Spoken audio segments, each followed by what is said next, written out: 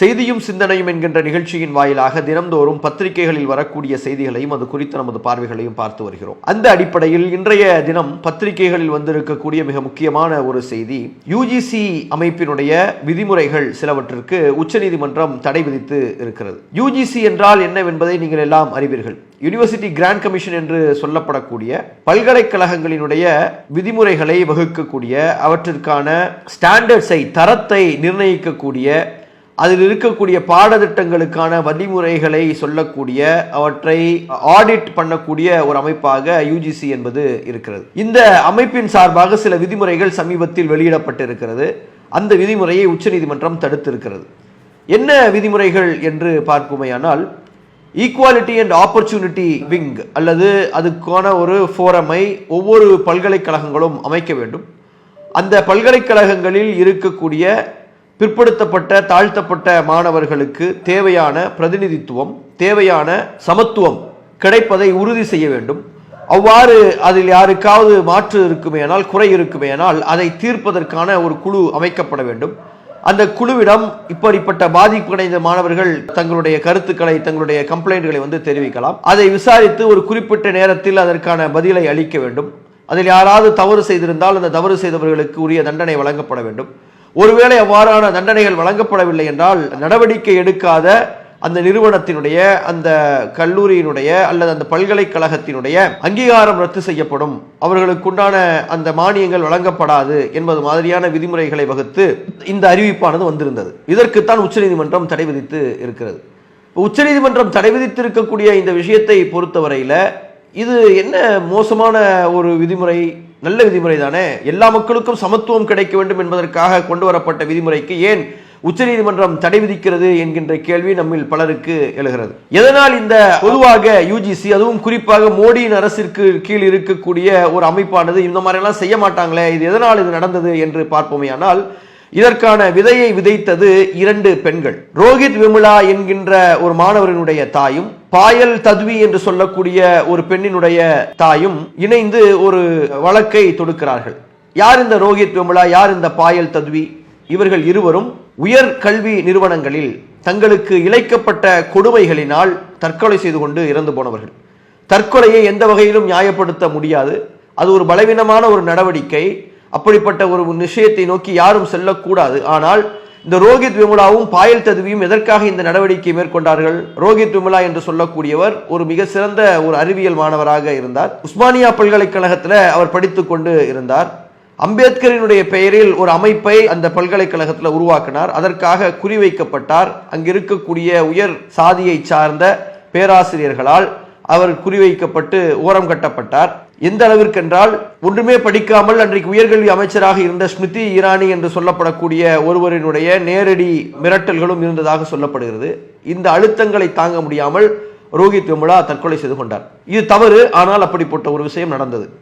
அதே மாதிரி பாயல் தத்வி என்று சொல்லப்படக்கூடியவர் போஸ்ட் கிராஜுவேஷன் மெடிசின் படித்துக் கொண்டிருக்கக்கூடிய ஒரு மாணவி, ஒரு தாழ்த்தப்பட்ட சமுதாயத்தை சார்ந்தவராக இருக்கிறார். நெருக்கடிகளுக்கு உள்ளாக்கப்படுகிறார். பொதுவாகவே அந்த பிஜி படிக்கக்கூடிய டாக்டர்ஸ் அங்க இருக்கக்கூடிய மருத்துவமனைகள்ல எந்த இடத்துல அவங்க பிஜி படிக்கிறாங்களோ அந்த பிஜி படிக்கக்கூடிய மருத்துவமனைகளில், படிக்கக்கூடிய கல்லூரியை ஒட்டி இருக்கக்கூடிய மருத்துவமனைகளில் அவர்கள் மருத்துவராக பகுதி நேரமாக அவர்கள் வேலைகளை பார்ப்பார்கள். தங்களுடைய பாட நேரம் போக மீதி இருக்கக்கூடிய நேரங்களை அவர்கள் நைட் ஷிஃப்ட்ஸ், மார்னிங் ஷிஃப்ட்ஸ் என்று ஒரு குறிப்பிட்ட நேரத்தில் அவர்கள் அந்த இடத்துல இருந்து பிராக்டிக்கலாக சில விஷயங்களை செய்வதன் மூலமாக கற்றுக்கொள்வார்கள். அப்படிப்பட்டவர்களாக இருப்பாங்க. அப்படிப்பட்ட நேரத்தில் அவரோடு வேலை பார்த்த 3 மருத்துவர்கள், உயர் சாதியை சார்ந்த 3 பிரிவினர்கள் இவரை குறிப்பிட்ட பெரிய அளவுக்கு நெருக்கடிக்கு உள்ளாக்கி, இவரை அவமானப்படுத்தி, இவருடைய மதிப்பெண்கள் குறித்து கேள்விகளை எழுப்பி, இவர் எந்த இடத்துல வேலை பார்த்துட்டு இருக்காரோ வேலை பார்த்து கொண்டு இருக்கக்கூடியவரை அதிலிருந்து கீழ்நிலையில் இருக்கக்கூடிய வேற ஒரு இடத்திற்கு அனுப்பி வைத்து மிகப்பெரிய மன அழுத்தத்திற்கு உள்ளாக்கி அவர் தற்கொலை செய்து கொண்டு இறக்கிறார். தற்கொலை செய்து கொண்டு இறந்த உடனே இவர்களின் பெயர்களை எல்லாம் எழுதிவிட்டு இறக்கிறார். அவர்கள் பிறகு கைது செய்யப்படுகிறார். இப்படி நடக்குது. அப்போ இந்த ரோஹித் விமலாவினுடைய தாயாக இருக்கக்கூடிய ராதிகா விமலாவும், அதே மாதிரி இந்த பாயல் தத்வியினுடைய தாயாக இருக்கக்கூடிய அபேதா தத்வியும் 2 பேரும் சேர்ந்து ஒரு வழக்கை தொடுக்கிறார்கள். அப்ப இந்த தொடுக்கப்பட்ட வழக்கு 6 ஆண்டு காலமாக நடந்து கொண்டு இருக்கிறது. 6 ஆண்டு காலமாக நடத்தப்பட்ட அந்த வழக்கில் அவங்க வைத்திருக்கக்கூடிய ஒரே ஒரு கோரிக்கை என்னன்னா, இப்படி என்னுடைய பிள்ளைகள் இறந்து போனதற்கு மிக முக்கியமான காரணம் இந்தியாவினுடைய உயர்கல்வி நிறுவனங்களில் இருக்கக்கூடிய சாதிய அடக்குமுறைகள், அங்கே ஒரு குறிப்பிட்ட பிரிவை சார்ந்த மாணவர்கள், ஒரு குறிப்பிட்ட மதத்தை சார்ந்த மாணவர்கள் மிகப்பெரிய அளவிற்கு தாக்குதலுக்கு உள்ளாக்கப்படுகிறார்கள். ஆகவே அவர்கள் ஈக்குவல் ஆப்பர்ச்சுனிட்டி கிடைப்பதற்கு ஒரு சென்டர் உருவாக்க வேண்டும் என்கின்ற ஒரு கோரிக்கை வைக்கிறார்கள். அவர்கள் வைத்த கோரிக்கையினுடைய அடிப்படையில் தான் இந்த விதிமுறைகளே உருவாக்கப்படுகிறது. அந்த விதிமுறைகள் உருவாக்கப்பட்டது சமீபத்தில் ஜனவரி 14ஆம் தேதி அது வெளியான அந்த நேரத்தில் இதை எதிர்த்து மிகப்பெரிய ஒரு போராட்டத்தை அந்த கல்லூரிகளில் இருக்கக்கூடிய உயர்சாதி மாணவர்கள் நடத்துகிறார்கள். உச்சநீதிமன்றத்தில் மீண்டும் வழக்கு அந்த மேல்முறைக்கு வரக்கூடிய நேரத்தில் உச்சநீதிமன்றத்தினுடைய தலைமை நீதிபதியாக இருக்கக்கூடிய கிருஷ்ணகாந்தும் இன்னொரு நீதிபதியும் இருக்கக்கூடிய அமர்வானது அதை நிறுத்தி வைத்து மார்ச் 16ஆம் தேதிக்கு அதனுடைய வழக்கு விசாரணையை ஒத்தி வைத்திருக்கிறது. இப்போ உச்சநீதிமன்றம் இந்த மார்ச் 19ஆம் தேதிக்கு இந்த தீர்ப்பை தள்ளி வைத்து இருக்கிறது. அப்போ நாம இதில் கேட்க வேண்டிய கேள்விகள் என்னவென்றால், இது ஏன் இந்த அளவிற்கு வேகமாக தடுத்து நிறுத்தப்படுகிறது? இதற்கு ஏன் இங்கே இருக்கக்கூடிய உயர் சாதியை சார்ந்த மாணவர்கள், ஆசிரியர்கள் மிகப்பெரிய ஒரு எதிர்ப்பை தெரிவிக்கிறார்கள்? இவர்கள் இந்த பிரச்சனையினுடைய ஆழத்தை புரிந்து கொண்டு இருக்கிறார்களா இல்லையா என்கின்ற கேள்வி என்பது வருகிறது. அவங்க வைக்கக்கூடிய கோரிக்கை என்னன்னு சொல்லி கேட்டீங்கன்னா, நீங்க ஒரு நிறுவனத்தை அமைக்கிறீங்க, ஒரு அமைப்பை உருவாக்குறீங்க, ஈக்குவாலிட்டி அண்ட் ஆப்பர்ச்சுனிட்டி சென்டர் என்று ஒரு உருவாக்குறீங்க. அதுல பிசி எம்பிசியினுடைய ரெப்ரசன்டேஷன் தான் இருக்குது, இதுல மற்ற உயர் சாதியர்களுடைய ரெப்ரசன்டேஷன் இல்லை என்கின்ற ஒரு வாதத்தை வைக்கிறாங்க. வைக்கக்கூடிய பிரச்சனையே என்னன்னா, அவர்களின் மூலமாகத்தான் பிரச்சனை நடக்கிறது என்கின்ற ஒரு கோரிக்கை வைக்கப்படக்கூடிய நேரத்தில் அவர்களையும் அதுல ஒரு பார்ட்டியாக ஆக்குவது என்பது ஒரு தவறு. ஏன்னா குற்றச்சாட்டே அப்படித்தான் வைக்கப்படுது. இந்த அமைப்பை உருவாக்குவதற்கான நோக்கமாகவே அதுதான் சொல்லப்படுகிறது. எந்த காரணத்தினால் இது சொல்லப்படுகிறது என்றால், சமீபத்தில் நீங்கள் நடந்திருக்கக்கூடிய புள்ளி விவரங்களை பார்த்தால் உங்களுக்கு இதனுடைய வீரியம் என்பது விளங்கும். இந்தியாவினுடைய ஐஐடி, என்ஐடி என்று சொல்லப்படக்கூடிய Indian institute of technology, national institute of டெக்னாலஜிகளில் 2019 21 வரை 98 பேர் மரணித்திருக்கிறார்கள். மரணித்த அத்தனை பேரும், தற்கொலை செய்து கொண்ட அத்தனை பேரும் எஸ்சி, எஸ்டி, ஓபிசி மாணவர்களாக இருக்கிறாங்க. இவ்வளவு நெருக்கடியான ஒரு சூழல் என்பது அங்க இருக்குது. இறந்து போனவர்கள் எல்லாருமே அப்படிப்பட்டவர்களாக இருப்பது எப்படி ஒரு எதேச்சையாக நடக்காது. அது ஜஸ்ட் லைக் தட் அந்த மாதிரியான ஒரு விஷயமாக நடக்காது.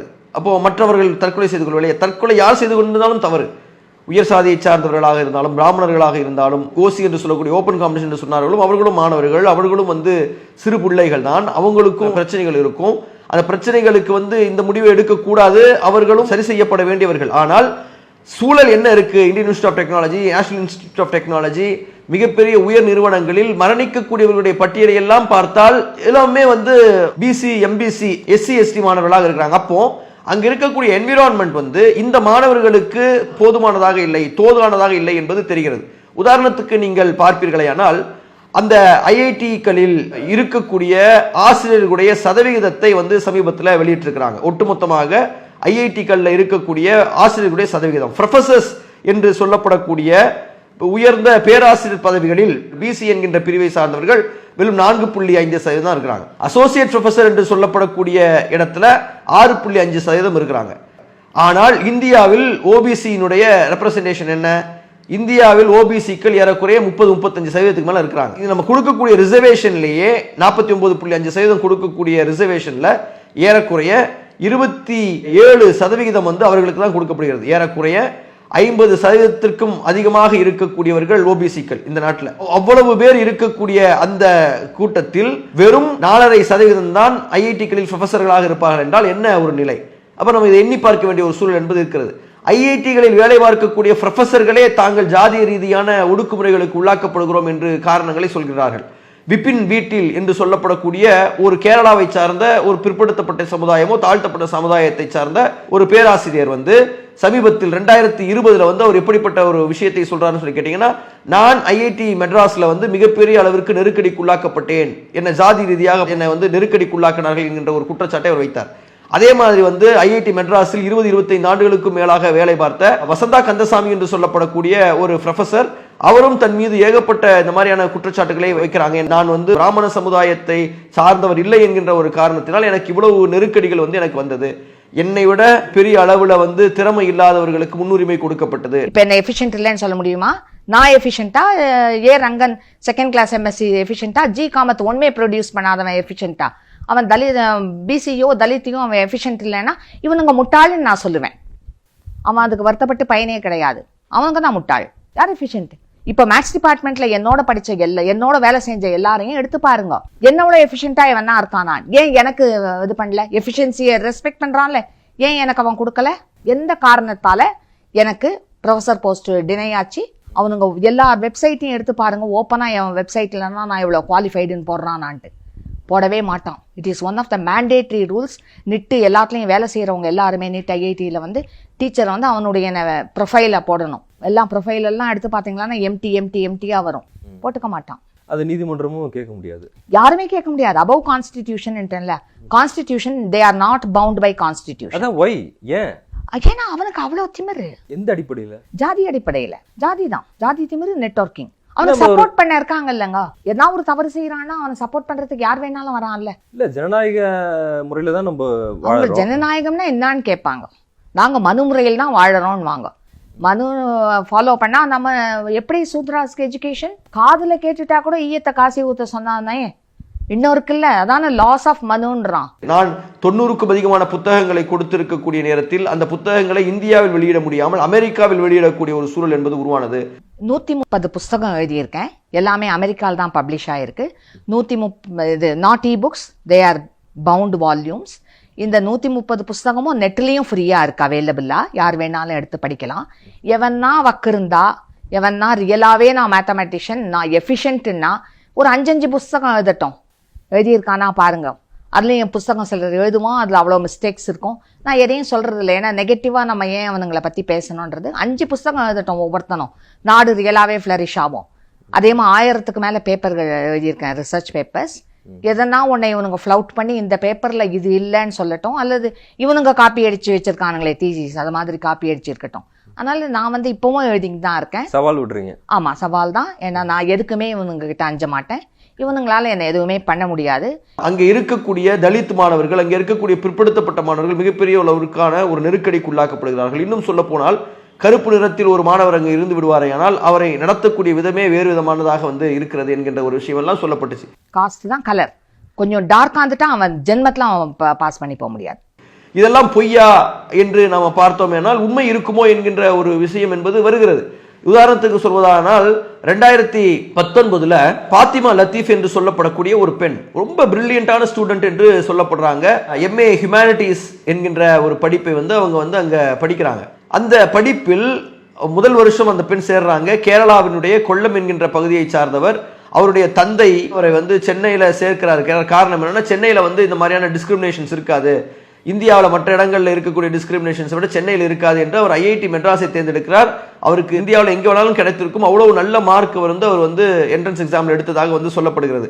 இந்த பெண் முதல் வருடம் வந்து சேர்றாங்க. எல்லா சப்ஜெக்ட்ஸ்லையுமே வந்து நல்ல மதிப்பெண்களை பெறக்கூடிய ஒரு மாணவராக அந்த பெண் வந்து இருக்கிறாங்க. ஒரு குறிப்பிட்ட பேராசிரியர் அவருடைய பெயரை வந்து சொல்லி, இந்த பேராசிரியர் மட்டும் என்னை மிகப்பெரிய அளவிற்கு நெருக்கடிக்குள்ளாக்குறார், ஒவ்வொரு நாளும் கண்ணீர் விட்டு அழக்கூடிய அளவிற்கு அவருடைய வகுப்புகள் வந்து நடக்கக்கூடிய ஒரு சூழல். எல்லா பாடங்களிலும் முதலிடம் பெற்று அவருடைய முதலிடத்துக்கும் 2வது இடத்துக்கும் இடையில இருக்கக்கூடிய டிஃபரன்ஸ் வந்து வெரி லார்ஜ் டிஃபரன்ஸ் இருக்குன்ற மாதிரி வந்து சொல்றாங்க. அவ்வளவு டிஃபரன்ஸ் இருக்கக்கூடிய அளவுக்கு ஒரு டாப் ஸ்கோரராக இருந்திருக்கிறார். பாடம் நடத்தக்கூடிய பேராசிரியர்களே என்ன சொல்றாங்கன்னு சொல்லி கேட்டீங்கன்னா, இந்த பெண் எவ்வளவு பிரில்லியண்டாக இருக்கிறாங்க, அந்த பெண் வந்து சொல்லக்கூடிய புத்தகங்கள், அந்த பெண் படிக்கக்கூடிய ரெஃபரன்ஸ்கள் எல்லாம் பிரம்மாண்டமானதாக இருக்கு, மிகப்பெரிய அளவிற்கு சிறப்பாக வந்திருக்க வேண்டிய பெண் என்று சொல்கிறார்கள். அப்ப அந்த பெண்ணுக்கு என்னாச்சு? ஃபாத்திமா லத்தீப் என்கின்ற பெண் இந்த ஒரு குறிப்பிட்ட ஒரு பேராசிரியருடைய நெருக்கடிக்குள்ளாகி அவர் தற்கொலை செய்து கொண்டு இருக்கிறார். அவர் தற்கொலை செய்து கொண்டு இறந்தாரா இல்லை கொலை செய்யப்பட்டாரா என்ற வழக்கு கூட CBI வசம் சென்றது. அதற்கு பிறகு அது எதுவுமே நடக்காமல் குப்பை தொட்டியில் போனது மாதிரி கிடக்குது. தமிழகத்தினுடைய காவல்துறை அதை விசாரித்ததற்கு பிறகு அது CBI கைகளுக்கு சென்றது. CBI கைகளுக்கு பிறகு அது வந்து அதோடு இழுத்து மூடப்பட்டது மாதிரி இன்னைக்கு இருக்கு. பாத்திமா லத்தீஃபினுடைய மரணத்திற்கு இதுவரை நீதி கிடைக்கவில்லை. இப்படி நூற்றுக்கணக்கானவர்கள் இறந்து போயிருக்கிறார்கள். ஏராளமான மர்ம மரணங்கள் நடந்திருக்கிறது. குறிப்பாக தமிழகத்தை சார்ந்த நிறைய மாணவர்கள் வந்து இறந்து போயிருக்கிறார்கள். உதாரணத்துக்கு சொல்வதாக இருந்தால் 2016 திருப்பூரை சார்ந்த சரவணன் என்று சொல்லப்படக்கூடியவர் எய்ம்ஸ் டெல்லியில் இறந்து போகிறார். 2017 சேலத்தை சார்ந்த முத்துகிருஷ்ணன் JNU என்கின்ற ஜவஹர்லால் நேஷனல் யூனிவர்சிட்டியில மரணித்து போகிறார். 2018 மாணவர் சரத்பாபு என்று சொல்லப்படக்கூடியவர் MD படித்துக் கொண்டிருக்கக்கூடிய தமிழகத்தை சார்ந்த ஒரு மாணவர் டெல்லி யூனிவர்சிட்டி மெடிக்கல் சயின்ஸ் கல்லூரியில இறந்து போகிறார். 2018 கிருஷ்ணபிரசாத் என்று சொல்லப்படக்கூடிய ராமேஸ்வரத்தை சார்ந்த ஒரு மாணவர் PGIMER என்று அழைக்கப்படக்கூடிய ஒரு கல்லூரியில இந்த 4 மாணவர்களுமே மர்மமான முறையில் இறக்கிறார்கள். அதுல ஒரு குறிப்பிட்ட மாணவரை குறித்து சொல்லக்கூடிய நேரத்தில் என்ன சொல்லப்படுதுன்னு சொல்லி கேட்டீங்கன்னா, அவர் தற்கொலை செய்து கொண்டதாக சொல்லப்படுகிறது. அதற்கு பிறகு அது தற்கொலை இல்லை, அவர் கொலை செய்யப்பட்டிருக்கிறார், ஒரு சிரஞ்சு அவருடைய கைகளில் ஏறிய ஒரு தழும்புகள் இருக்கிறது என்று சொல்லப்பட்டது. குறிப்பிட்ட MD சீட் நல்லா படித்து ஆல் இந்தியா ரேங்கிங்ல நல்ல ரேங்கிங் எடுத்து அந்த MD சீட்டை அவர் எடுக்கிறார். இந்த MD சீட்டுக்கு போட்டி போடக்கூடிய வேறு சில மாணவர்கள் இருந்தாங்க, உயர் பிரிவை சார்ந்த மாணவர்கள் இருந்தாங்க. அவர்களினுடைய நெருக்கடி, அவர் விட்டுட்டு போனார்னா அந்த இடத்துக்கு அவங்க வந்துடலாம் என்கின்ற ஒரு சூழல் இருந்தது. அதற்காக நெருக்கடி தரப்பட்டது, அவரை வெளியேற சொல்லி நெருக்கடி தரப்பட்டது. அதை மீறி அவர் படித்தார். அதற்கு பிறகு இப்படிப்பட்ட ஒரு மரணம் நடந்திருக்கிறது என்பது மாதிரியான ஒரு சில தியரிகள் எல்லாம் பேசப்பட்டது. இப்படி ஒவ்வொரு மரணங்களிலும் மிகப்பெரிய அளவிற்கான ஒரு மர்மம் இருக்கிறது. நிறைய தற்கொலைகள் நடக்கிறது. நான் சொன்ன மாதிரி 2019-21 மட்டும் ஏறக்குறைய 98 மரணங்கள் BC, MBC, SC, ST மாணவர்கள் மட்டும் நடந்திருக்கிறார்கள். இந்த தற்கொலைகள் இதுவரை குறைந்து இருக்கிறதான்னு சொல்லி கேட்டா குறையில்லை. 2023-24 118% தற்கொலைகள் அதிகமாகி இருக்கிறது. எங்கன்னு சொல்லி கேட்டீங்கன்னா, குறிப்பிட்ட நேஷனல் இன்ஸ்டிடியூட்ஸ்ல மிகப்பெரிய நிறுவனங்களை. அப்ப யுஜிசியினுடைய இது போன்ற ஒரு விதிமுறைகள் என்பது இந்த நேரத்தினுடைய காலத்தினுடைய தேவையாக இருக்கிறது. 2 தாய்மார்கள் தங்களுடைய பிள்ளைகளை பறிகொடுத்தவர்கள். ரோஹித் வெமுலா என்று சிறந்த ஒரு மாணவர், அறிவியல் மாணவர். அதே மாதிரி பாயல் தத்வி என்று சொல்லப்படக்கூடிய ஒரு மருத்துவ மாணவி. அவர்கள் இறந்து போனதற்கு பிறகு இனிமேல் யாருக்கும் இப்படிப்பட்ட ஒரு சூழல் நடந்துவிடக்கூடாது, எல்லோரும் ஈக்குவாலிட்டியாக எல்லோருக்கும் ஆப்பர்ச்சுனிட்டிகள் கிடைக்க வேண்டும் என்கின்ற ஒரு நோக்கத்தோடு தொடுக்கப்பட்ட வழக்கில் அதன் அடிப்படையில் வகுக்கப்பட்ட விதியை உச்சநீதிமன்றம் தடை செய்துவிட்டு இந்த நாட்டில் இப்படின்ற மாதிரியான வார்த்தைகளை எல்லாம் உச்சநீதிமன்றம் சொல்லி இருக்கிறது என்பது வருத்தம் அளிக்கக்கூடிய ஒரு சூழலாக இருக்கிறது. இந்த நாட்டில் இருக்கக்கூடிய எல்லா மக்களும் படிக்கணும், எல்லோரும் வளரணும், எல்லோருக்கும் நியாயமான கல்வி கிடைக்கணும். ஒரு குறிப்பிட்ட சமூகத்தை சார்ந்தவர்கள் மட்டும் வளர்வது, ஒரு குறிப்பிட்ட சமூகத்தை சார்ந்தவர்கள் மட்டும் உச்சாணி கொம்பில் இருப்பது, அவர்கள் மட்டும் ஆதிக்கம் செலுத்துவது என்பது நியாயமான ஒரு போக்கு இல்லை. இந்த நாட்டில் இருக்கக்கூடிய பழங்குடியின மக்கள், இந்த நாட்டில் இருக்கக்கூடிய தலித் சமூகத்தை சார்ந்தவர்கள், இந்த நாட்டில் இருக்கக்கூடிய BC, MBCயை சார்ந்தவர்கள் தங்களுக்கான வளர்ச்சியை காண்பதற்கு உயர்கல்வி நிறுவனங்களே தடையாகிவிடக் கூடாது. அதை மிக முக்கியமாக நாம் உறுதி செய்ய வேண்டும். எல்லா உயர் சாதியை சார்ந்தவர்களும் மோசமானவர்கள் என்று நம்ம சொல்லல, நல்ல நபர்கள் இருக்கிறாங்க. ஆனால் மோசமான நபர்கள், அவர்களுடைய லாபி, அவர்களுக்கு இருக்கக்கூடிய அரசியல் அதிகாரத்தை பயன்படுத்தி அவர்கள் இந்த நிறுவனங்களை கட்டுப்படுத்துகிறார்கள் என்கின்ற குற்றச்சாட்டு என்பது பல நேரங்களில் மிக வெளிப்படையாக வருகிறது. என்ன ஒரு சூழல் வருதுன்னா, இந்த குழுவில் 50% BC, MBC இருக்க வேண்டும் என்கின்ற ஒரு விஷயத்தை வகுத்திருக்கிறாங்க. அதுல OCA பிரிவை சார்ந்தவர்கள் கட்டாயமாக இருக்க வேண்டும் என்று சொல்லவில்லை என்று சொல்லிட்டாங்க. ஏங்க, நீங்க இன்னைக்கு இருக்கக்கூடிய நிலைமையை பார்த்தீர்களே, ஆனால் இந்த 50% அவர்கள் இருக்க வேண்டும் என்பதை கூட பூர்த்தி செய்ய முடியுமா என்பது தெரியல. ஏன்னா இன்னைக்கு 50% BC, MBC ஆசிரியர்களே இல்லாத ஒரு நிலைமை இருக்குது. இன்னைக்கு உதாரணத்துக்கு அலுவலகங்களில் பெண்களுக்கு எதிராக நடக்கக்கூடிய பாலியல் வன்முறைகளை விசாரிப்பதற்கு விசாகா கமிட்டி என்று அமைக்கப்படுகிறது. அதுல கண்டிப்பாக பெண்கள் இருக்கணும் என்கின்ற ஒரு சூழல். எதற்காக என்றால், ஒரு பெண்ணுக்கு நடக்கக்கூடிய பிரச்சனை அவர்கள் அழகிய முறையில் புரிந்து கொள்வதற்கான வாய்ப்பு, அவர்கள் அதை காது கொடுத்து கேட்பதற்கான ஒரு வாய்ப்பு என்பது இருக்குது. அப்போ இது புதிய விஷயம் கிடையாதுங்க. இது ஒவ்வொரு பிரிவினருக்கும் இருக்கக்கூடிய வலியும் வேதனையும் அவர்களுக்குத்தான் தெரியும். அப்போ ஒரு டைவர்சிட்டி என்கின்ற ஒரு விஷயத்தை எதற்காக பேசுகிறாங்கன்னு சொல்லி கேட்டீங்கன்னா, அந்த பிரிவினுடைய வலியை, வேதனையை அந்த பிரிவினுடைய புரிதல்களோடு கேட்கக்கூடியவர்கள் இருக்கும்போது தான் அதற்கான ஒரு நடவடிக்கை எடுக்கப்படும் என்பதற்காக தான் 50% போட்டிருக்காங்க. மீதி இருக்கக்கூடிய 50% நேச்சுரலா வரப்போறது யாருன்னு சொல்லி கேட்டீங்கன்னா, அங்க இருக்கக்கூடிய OCI சார்ந்தவர்கள் தான் வரப்போறாங்க. ஆனால் இதை எதிர்ப்புக்குள்ளாக்கி இது எங்களுக்கு எதிராக பயன்படுத்தப்படும் என்கின்ற ஒரு சூழலை நோக்கி அவர்கள் போவார்களே, ஆனால் இது தவறு. அப்ப எப்படி இவங்களுக்கு நியாயத்தை கொடுப்பீங்க? இதுவரையும் அந்த OC என்ற பிரிவை சார்ந்த பேராசிரியர்கள் இப்படிப்பட்ட ஈக்குவல் ஆப்பர்ச்சுனிட்டி அவர்களுக்கு கொடுப்பதற்கான UGCயில் எடுக்கப்பட்ட நடவடிக்கைகள் என்ன? இதற்காக IITகளில் எடுக்கப்பட்ட நடவடிக்கைகள் என்ன? இன்று வரை IITகளில், குறிப்பாக IIT மெட்ராஸ் மாதிரியான இடங்களில் இப்படிப்பட்டவர்கள் பாதிப்புக்குள்ளாகிறார்கள். இறைச்சி சாப்பிடக்கூடியவர்கள் என்பதற்காக சிலர் தனியாக தள்ளி வைக்கப்படுகிறார்கள். ஒரு சில குறிப்பிட்ட காலங்கள் வரை ஒரு குறிப்பிட்ட சாதியை சார்ந்தவர்களுக்கு ஹாஸ்டல் ரூம்கள் இங்க இருக்கக்கூடிய ஐஐடி மெட்ராஸில் கிடைக்கவில்லை என்கின்ற குற்றச்சாட்டுகள் வந்து இருக்கிறது. இவ்வளவு நெருக்கடிகளுக்கு வந்து ஒரு மாணவர் நன்றாக படிக்கிறார், நன்றாக மதிப்பெண் எடுக்கிறார், அவர் என்ன ரிசர்வேஷன்ல வந்துட்டாருன்னு சொல்லி சொன்னா ரிசர்வேஷன் என்பது மோசமானதா? ரிசர்வேஷன் என்பது வந்து இழிவான ஒரு விஷயமா? அவர்களுடைய பிரிவில் அவர் மிக உச்சாணி கும்பில் இருக்கிறார். அவர் ஓபன் காம்படிஷன்ல இருக்கக்கூடிய 50.5% தாண்டி அதற்கு பிறகு அவருக்கு கொடுக்க வேண்டிய ஒரு இதற்கு இந்த நாட்டில் வந்து ஒரு 30-35% இருக்கக்கூடிய ஒரு மக்கள் ஒரு படிப்புல அந்த அளவுக்கு ரெப்ரசன்டேஷன் இருக்கக்கூடாதா? இன்னைக்கு வரையும் இல்லையே. ஐஐடி மெட்ராஸுகளில், ஐஐடி கான்பூரில், இந்தியாவில் இருக்கக்கூடிய ஐஐடிகளில், என்ஐடிகளில் அல்லது ஐஐஎம்களில் எத்தனை எஸ்சி எஸ்சி மாணவர்கள் படிக்கிறாங்க, எத்தனை ஓபிசி மாணவர்கள் படிக்கிறாங்க? பெரிய அளவில் அவர்களுடைய ரெப்ரசன்டேஷன் என்பது இல்லை. அப்ப அதை வந்து உறுதி செய்வதற்காகத்தான் இந்த ரிசர்வேஷன் என்பது கொடுக்கப்படுகிறது. அப்போ வந்து அவர்களும் வளர வேண்டும் என்கின்ற ஒரு நோக்கத்திற்காக இன்னைக்கு தமிழகத்தினுடைய வளர்ச்சியை வந்து உலகமே பார்த்து வியக்கிறது. இங்க வந்து ஜிடிபி growth ஜாஸ்தியா இருக்கு, கிராஸ் என்ரோல்மென்ட் ரேஷியோ வந்து ஜாஸ்தியா இருக்கு, எல்லா துறைகளிலும் வளருதுன்னா அந்த வளர்ச்சி எதனால் நடக்குதுன்னா ஒரு இன்க்ளூசிவ் growth, எல்லோரும் சேர்ந்து வளர்கிறார்கள். எஸ்சி மாணவர்கள் வளர்கிறார்கள், ஓபிசியில் வளர்கிறார்கள், ஃபார்வர்ட் கம்யூனிட்டியிலும் வளர்றாங்க. இப்போ ஒவ்வொருத்தரும் அவர்களுடைய சதவீதத்திற்கு ஏற்ற மாதிரி வளர்கிறார்கள், கண்டிப்பாக வளர்கிறார். அப்போ யாருமே வந்து பிற்படுத்தப்படுவதில்லை, யாருமே வந்து தாழ்த்தப்படுவதில்லை என்கின்ற ஒரு சூழல் வரக்கூடிய நேரத்தில் அந்த வளர்ச்சியை எல்லோரும் தங்களுக்கானதாக பார்ப்பார்கள், உழைப்பார்கள். உழைக்கும் போது முன்னேற்றங்கள் வரும் என்பதை வந்து நம்ம புரிந்து கொள்ளணும். இன்னைக்கு தமிழகத்தில் வந்து இந்த இடஒதுக்கீடு நடைமுறைப்படுத்தப்பட்டிருக்கு. 61% இடஒதுக்கீடு வந்து இருக்குது. எந்த மருத்துவர் வந்து மோசமான மருத்துவராக இருக்கிறாரு? இன்னைக்கு வந்து பிற்படுத்தப்பட்ட பிரிவை சார்ந்த ஏராளமான தி பெஸ்ட் டாக்டர்ஸ் வந்து இன்னைக்கு வந்து தமிழகத்தில் வந்து இருந்து கொண்டு இருக்கிறாங்க. உலகத்திலே மிக சிறந்த பல்கலைக்கழகங்கள்ல ரிசர்ச் பண்ணக்கூடிய தி பெஸ்ட் டாக்டர்ஸ் வந்து பிசி பிரிவில் இருந்து வந்திருக்காங்க, எஸ்சி பிரிவில் இருந்து வந்திருக்காங்க. எந்த வகையில தரத்தை வந்து குறைச்சிருச்சு? இன்ஜினியர்ஸ் பாத்தீங்கன்னு சொல்லி சொன்னா பிசி கம்யூனிட்டில இருந்து, எஸ்சி கம்யூனிட்டில இருந்து, ஓபிசி கம்யூனிட்டில இருந்து வந்திருக்கக்கூடிய எத்தனையோ இன்ஜினியர்ஸ் இருக்காங்க. சம் ஆஃப் தி பெஸ்ட் இன்ஸ்டிடியூஷன்ஸ்ல வேலை பார்க்கக்கூடியவர்களாக வந்து இருக்கிறாங்க. எந்த விதமான குவாலிட்டியில எந்த மாதிரியான பிரச்சனை வந்துருச்சு? குவாலிட்டி என்பது இங்க பிரச்சனை. ரெப்ரசன்டேஷன் என்பது இருக்கணும், எல்லா பிரிவை சார்ந்த ரெப்ரசன்டேஷனும் இருக்கணும். ஒரு குறிப்பிட்ட பிரிவினருக்கு பல 100 ஆண்டு காலமாக கிடைத்த பிரிவிலேஜ் வந்து ஒரு சாதாரணமான மோசமான அடிமட்டத்தில் இருக்கக்கூடிய ஒரு ஏழையினுடைய தொழிலாளியினுடைய பிள்ளைக்கு கிடைக்காது. இவர்களுக்கு கிடைக்கக்கூடிய விஷயங்கள் கிடைக்காது. நீங்க வந்து ஒருத்தர் வந்து 4 தலைமுறையாக டாக்டர், இன்ஜினியர், ஜட்ஜு, ஆடிட்டர் என்று இருக்கக்கூடிய குடும்பத்தில் வரக்கூடிய ஒரு பிள்ளை எடுக்கக்கூடிய மதிப்பெண்ணும் ரிக்ஷாவை இழுத்து பிழைக்கக்கூடியவருடைய பிள்ளை எடுக்கக்கூடிய மதிப்பெண்ணும் சரிசமமாக இருப்பதற்கான வாய்ப்பே இல்லை. இப்போ முதல் தலைமுறை மாணவர்களாக இருக்கக்கூடியவருடைய பலரினுடைய வளர்ச்சிக்கு இந்த ரிசர்வேஷன் என்பது பயனுள்ளதாக இருக்கிறது. அப்படிப்பட்டவர்களும் ஐஐடிக்குள்ள வரணும், அப்படிப்பட்டவர்களும் என்ஐடிக்குள்ள வர வேண்டும் என்கின்ற ஒரு நோக்கத்தோடு தான் ரிசர்வேஷன் இருக்கு. அப்போ இவர்களுக்கு ஏதோ நீங்க வந்து கொடுக்கக்கூடிய ரிசர்வேஷன் என்பது நீங்க கொடுக்கக்கூடிய சலுகை இல்லை, அது அவர்களுடைய உரிமை. ஒரு நாட்டில் பிறந்திருக்கக்கூடியவர்களுக்கு நீங்கள் கொடுக்கக்கூடிய உரிமை. அந்த நாட்டில் இருக்கக்கூடிய வளங்களை மற்றவர்கள் எல்லோரும் எவ்வாறு பயன்படுத்துகிறார்களோ அவ்வாறு பயன்படுத்துவதற்கான உரிமை அவர்களுக்கு இருக்கிறது.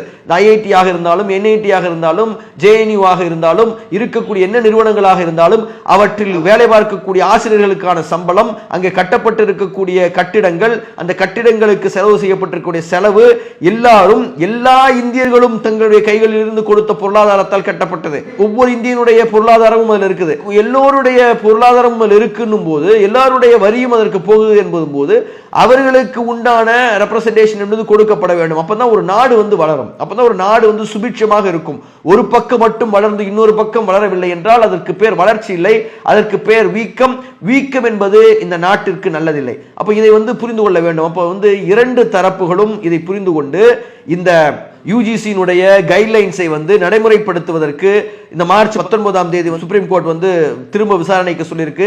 இந்த வழக்கை வந்து ரோஹித் வெமுலாவினுடைய தரப்பு வழக்கை வந்து நடத்தக்கூடியவராக இந்திரா ஜெய்சிங் என்று சொல்லக்கூடிய மிக சிறந்த ஒரு வழக்கறிஞர் வந்து இருக்கிறாங்க. இப்போ இவ்வளவு பெரிய பெஸ்ட் லாயர்ஸ் வந்து இந்த விஷயங்களை வந்து வாதாடக்கூடிய ஒரு நேரத்தில் இதில் பக்கம் இருக்கக்கூடிய நியாயங்களை புரிந்து கொண்டு, உயர் சாதியை சார்ந்த மக்களும் இதில் இருக்கக்கூடிய நியாயங்களை புரிந்து கொண்டு இதை ஆதரித்து இந்த விஷயம் வருவதற்கு அவர்கள் ஒத்துழைப்புகளை வழங்குவது அவர்களினுடைய நேர்மையை பறைசாற்றுவதாக இருக்கும். எவ்வாறு ஓபிசிக்கான ரிசர்வேஷன் வந்து விபி சிங்கினுடைய காலத்தில் கொடுக்கக்கூடிய நேரத்தில் உயர் பிரிவை சார்ந்தவர்கள் எல்லாரும் அதை எதிர்த்தார்கள். இன்னைக்கு எக்கனாமிக்கலி வீக்கர் செக்ஷன் என்று சொல்லப்படக்கூடியவர்களுக்கு 10% இடஒதுக்கீடு சொல்லக்கூடிய நேரத்தில் அதை எதிர்க்காமல் ஏற்றுக்கொண்டார்கள். ஏன் ஏற்றுக்கொண்டார்கள்? நம்ம அதை தப்புன்னு சொல்லல, அவர்களுக்கும் கிடைக்கட்டும், தப்பு கிடையாது.